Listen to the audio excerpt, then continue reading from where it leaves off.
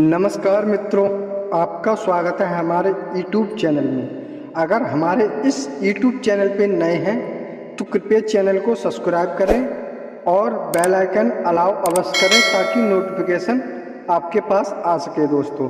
और वीडियो पसंद आए तो वीडियो को लाइक अवश्य करें और जय श्री कृष्ण कमेंट में अवश्य लिखें। दोस्तों, आज की कहानी है कि ये बताएंगे द्रौपदी के 5 पति नहीं थे, बल्कि दोस्तों हकीकत में एक ही पति थे दोस्तों। आइए चलते हैं इसके पीछे का राज क्या है कि द्रौपदी के एक ही पति थे बल्कि 5 नहीं थे दोस्तों। आइए चलते हैं। तो दोस्तों, क्या आप जानते हैं कि हमारे देश के इतिहास के 2 महत्वपूर्ण ग्रंथ हैं? तो दोस्तों, पहला रामायण और दूसरा महाभारत है। लेकिन क्या आप जानते हैं कि इन ग्रंथों में समय समय पर काफ़ी ज़्यादा मिलावट की गई है दोस्तों। महाभारत में तो 80% से ज़्यादा दोस्तों भाग मिलावट का है। ऐसा इतिहास संस्कार स्वयं मानते हैं कि ऋषि दयानंद के राजा भोज के उचित ग्रंथ से यह प्रमाण दिया गया है कि और बताया भी गया है कि व्यास जी ने 4400 श्लोक और उनके विषय ने 5600 कुल मिलाकर 10,000 श्लोक के प्रमाण से महाभारत के ग्रंथ बनाए गए हैं दोस्तों। बता दें कि वो कौन से हैं कि द्रौपदी के एक पति। आइए चलते हैं कि द्रौपदी के 5 पति नहीं थे। इस वीडियो में आपको हम बताएंगे कि द्रौपदी के 5 पति नहीं थे दोस्तों। इस वीडियो में प्रमाण ये मिलता है और युक्तियों से आप जानेंगे कि द्रौपदी के 5 पति नहीं थे। द्रौपदी महाभारत की अरदास पात्र हैं। आप सबने बचपन में महाभारत तो देखी होगी दोस्तों। महाभारत में आप सबने देखा होगा कि द्रौपदी के 5 पति दिखाए गए हैं और उसे सही साबित करने के लिए वो काल्पनिक कहानियां भी महाभारत में बताई गई हैं दोस्तों। द्रौपदी के 5 पति सिद्ध करने के लिए महाभारत में एक काल्पनिक कहानी जोड़ी गई है दोस्तों। द्रौपदी के 5 पति सिद्ध करने के लिए काल्पनिक कहानी महाभारत में जोड़ी गई है दोस्तों। सबसे पहले हम उन काल्पनिक कहानी देखने को बता देते हैं दोस्तों, जो द्रौपदी के 5 पति होने का कारण बनती है। जब स्वयंवर में अर्जुन लक्ष्य भेद की शर्त को पूरा कर देते हैं तो तब पांडवों में युधिष्ठिर, नल और सहदेव माता कुंती को इस विजय की सूचना देने के लिए दोस्तों चले जाते हैं। जब भीम और अर्जुन का वहां उपस्थित राजाओं से युद्ध छिड़ जाता है तो और राजाओं को परास्त करके भीम और अर्जुन द्रौपदी को लेकर माता कुंती के पास जाते हैं दोस्तों। जब वह कुंती के पास पहुंचते हैं तब वहां कुंती से कहते हैं कि माता, हम आज देखो बहुत अच्छी भिक्षा लेकर आए हैं। यह सुनकर द्रौपदी बिना देखे ही कह देती है दोस्तों कि जो भी लेके आए हो भाई, 5 भाई वहां आपस में बांट लो। जब कुंती को यह पता चलता है कि द्रौपदी को स्वयंवर जीत कर लाए हैं तब द्रौपदी को अपनी कही हुई बात पर बहुत ज़्यादा पछतावा होता है दोस्तों। अपनी माता की बात कही को टाल नहीं सकते थे, इसलिए माता की बात को मानकर वहां सब द्रौपदी से विवाह कर लेते हैं। यह कहानी हमने आपको शॉर्ट में बता दी दोस्तों। यह कहानी कैसे काल्पनिक है आइए जानते हैं। आप में सब ये जानते हैं कि यह कहानी स्पष्ट एक मिलावट है दोस्तों। आइए जानते हैं कि वो कैसे। सबसे पहले जरा आप ये सोचिए कि द्रौपदी को अर्जुन ने स्वयंवर में जीता था, ना कि भिक्षा के रूप में मांगा था दोस्तों। तब द्रौपदी भिक्षा कैसे हो सकती है? भिक्षा मांग कर ली जाती है, ना कि दोस्तों जीतकर। द्रौपदी को भिक्षा कहना ही मिलावट करने वालों की सबसे बड़ी भूल है दोस्तों। एक समय स्त्री भी गलती से कही गई ऐसी बात से सही साबित करने के लिए जबरदस्ती किसी स्त्री को पांच पति से शादी नहीं करवाएगी दोस्तों। माता कुंती एक विदुषी महिला थी, वह ऐसा मूर्खता भला काम क्यों करेगी दोस्तों।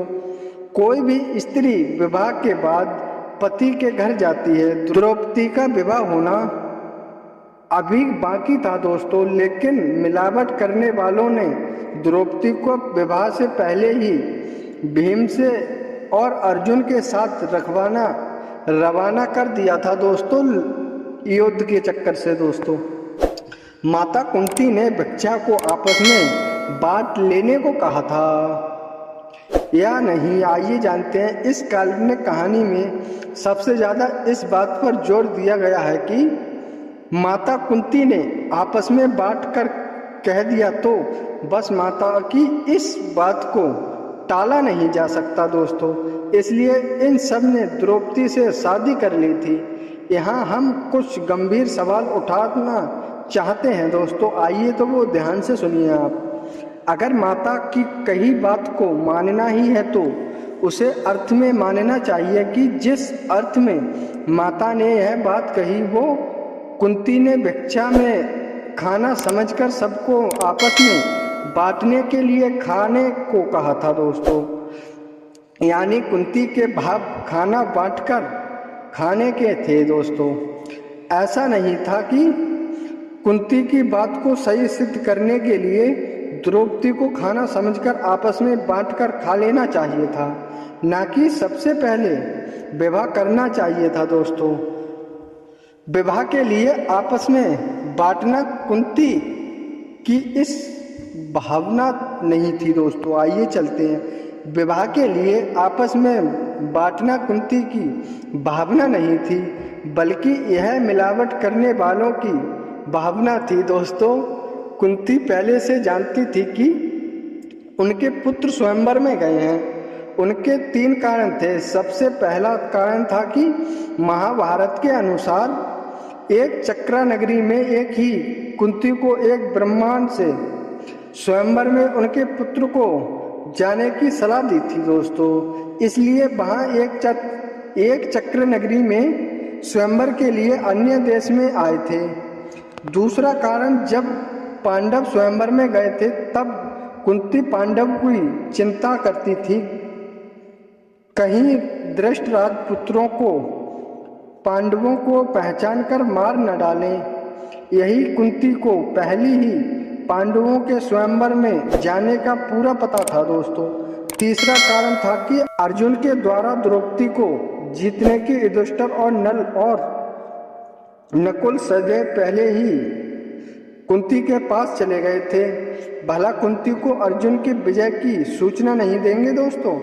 यहाँ स्पष्ट है कि पांडव स्वयंवर में गए हैं, ना कि भिक्षा मांगने। यह भी सवाल उठता है दोस्तों। स्पष्ट यह है कि कुंती जानती थी कि उनके पुत्र स्वयंवर में गए हैं, ना कि भिक्षा मांगने। इस पूरी काल्पनिक कहानी को सही सिद्ध करने के लिए मिलावट करने वालों ने महाभारत में जगह जगह अनोखों मिटावट की, जैसे कि 5 पतियों से 5 ही पुत्र उत्पन्न करवाना दोस्तों।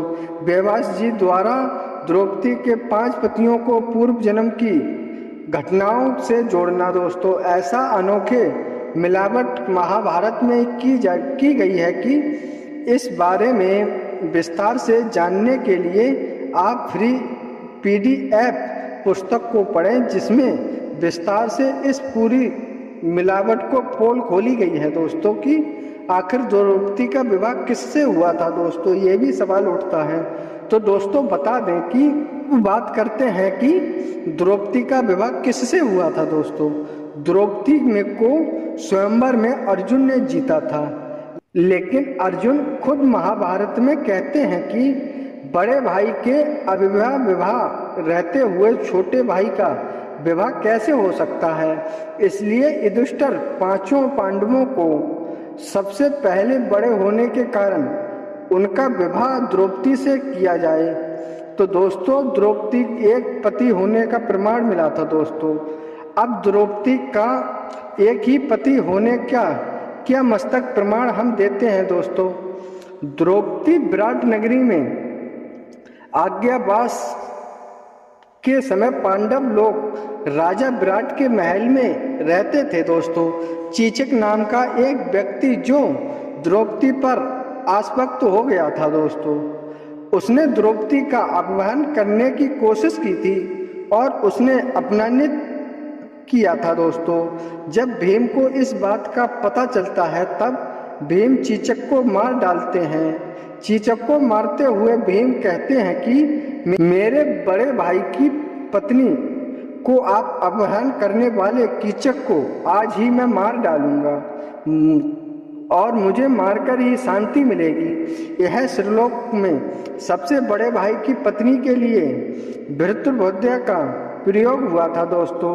यदि द्रौपदी भीम की पत्नी होती तो भृतुभार्य श्रीलोक की जगह आत्मभार्य शब्द होता दोस्तों। संस्कार के विद्वानों के अनुसार संस्कार संहिता में कहीं भी अभद्र शब्द का प्रयोग छोटे भाई की पत्नी के लिए नहीं था।